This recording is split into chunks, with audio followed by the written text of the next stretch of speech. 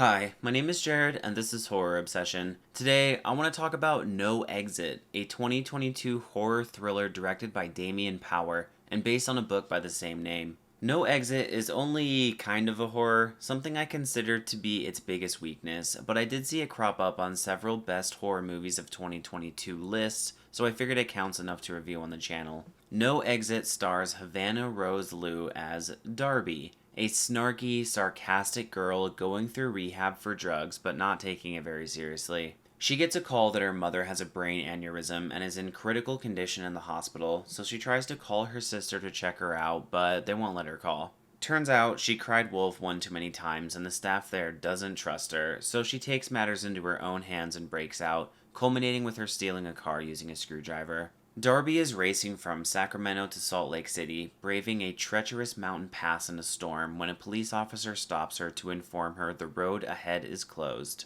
He opened a community center up, and Darby has no choice but to pull off and wait out the storm. When she arrives, there are four other people: the creepy Lars, the good looking but quiet Ash, and a couple, Sandy and Ed, played by the Allstate guy.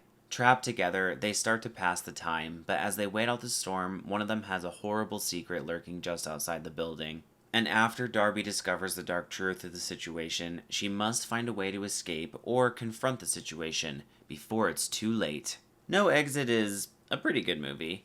I probably won't recommend it to my friends, but if someone asked me if they should watch it, I would say yes. Havana is excellent as Darby, giving a nuanced, complex performance and bringing the script to life in a way you rarely see from relatively unknown actresses. The supporting cast are all good in their roles, though David Rysdale's interpretation of Lars got tired a bit quickly. Everyone else has mature performances that don't distract from the plot, which is actually surprisingly robust.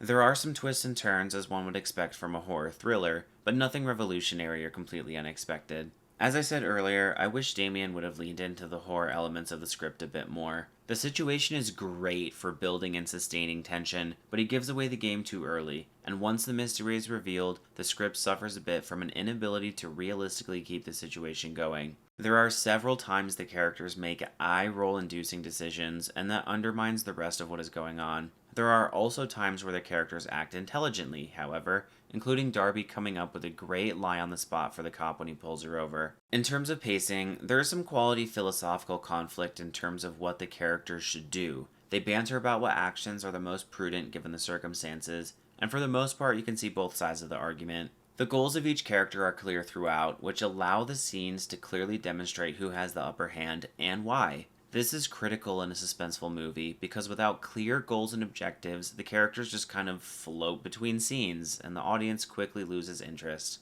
This was fully on my mind considering I had just finished the atrocious The Seed 2021, which fails spectacularly in this regard. The cinematography in No Exit is pretty good, and there are cool establishing shots of the locations. The camera is fairly dynamic, hardly ever totally static. The movements are motivated and actually add to the story, revealing information to the audience at the pace Damien wants, another element which adds to the overall tone of the film. Overall, No Exit is a well-made movie. If David Fincher had made this movie, I would be fairly disappointed, mostly because my expectations for him are so high, but for a relatively low-budget movie with no-name actors, writers, and director, I found it enjoyable enough.